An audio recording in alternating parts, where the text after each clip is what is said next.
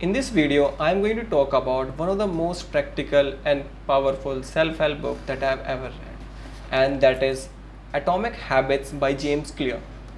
So this book is all about how small consistent action over time can completely transform your life.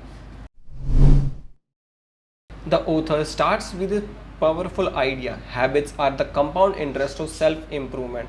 Just like money grows with compound interest, your habits compound over time. This really struck me because we often overestimate what we can achieve in a day and underestimate what we can achieve in the whole year. For example, if you improve just by 1% every day, by the end of the year you would be 37 times much better.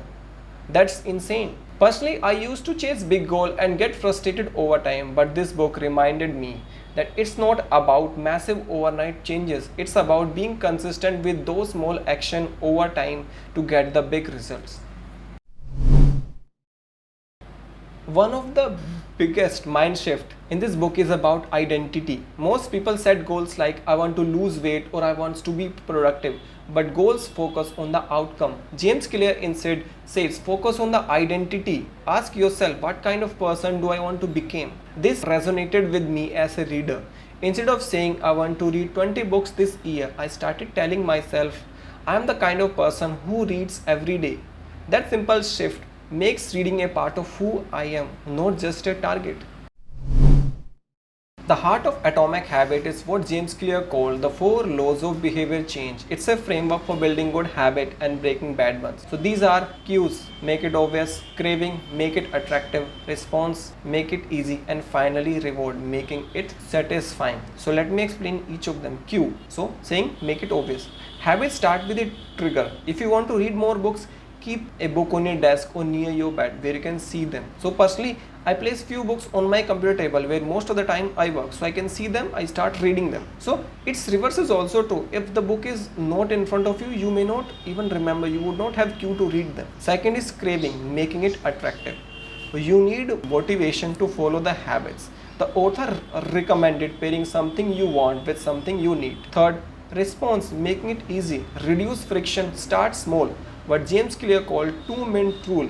Instead of saying I read for an hour, just start with 1 page. I tried this and now I can read an entire book in a single day. So this is how having those small actions over time can give you better result. And now reading is just, it's like breathing for me. It does not take any hard work or any effort for me. And last is reward, making it satisfying. We repeat what feels rewarding. That's why using a habit tracker feels so good. Together, these 4 laws help us design better habits and break bad ones. Now, if you want to use these 4 rules to break a bad habit, just reverse them. So these are make it invisible. Remove that thing from your eyesight so that you do not see and get a cue and start again with that bad habit. Second, make it unattractive. Third, make it difficult, and at last make it unsatisfying. For example, I used to waste a lot of time on scrolling, especially those reels on Instagram. One trick was that I first of all removed that app from the phone and use it on my desktop. So this added a friction, and now this habit is decreased over time. Or even one more thing you can do for those short reels, just log out every time and log in every time when you watch them. So another big takeaway from this book is that goals are not enough. Everyone has the same goal, like athlete all want to win gold, student wants to get good grade. The difference is in their system. The system is basically the process that leads to success. It's the process you do to achieve that goal. The goal is important, but that process is more important than that. You need to set the process. For example, in my own life, I used to say like I will make 1 video a week, at least 50 video per year. So that's my goal. But that does not work until I have the process of doing research, scripting and filming continuously. So that is when I'm going to achieve my goal. I set the goal, but I don't set the system. So that's why I'm not able to achieve that goal. You can see this video is like I started this channel at the starting of this year. I set goal, but I don't have the system. That's thing I'm lacking. So for now I just think I'll just do this and I put some video every week. So let's see how I do with this channel and those videos. Habits often feel useless at first. You may work out for a week and see no change. You write daily but does not feel like a writer. The author calls this the plateau of latent potential, like an ice cube that does not melt until the temperature hits a specific point. Your habits are working silently until the result comes. This was comforting for me because sometimes we quit too early when success is just around the corner. So to wrap up this video, I would say Atomic Habits isn't it about habits, it's about identity, system and a small action that make us who we are.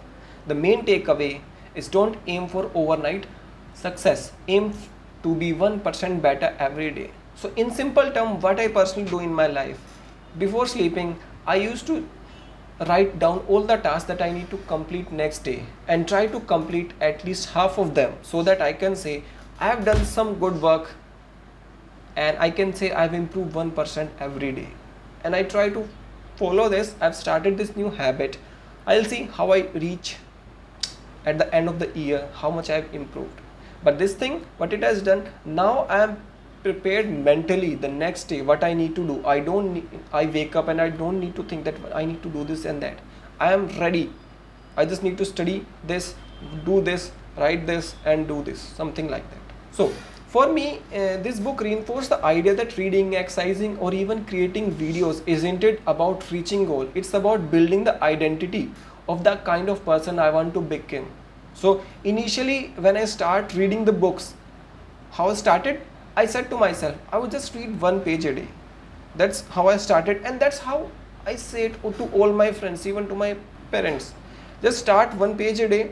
That is not that big, really easy. It was gonna take max to max 5 minutes. Pick easy thin book, just 1 page a day. And do this consistently over time. At the end of the year, you would easily reach 15 to 20 page a day.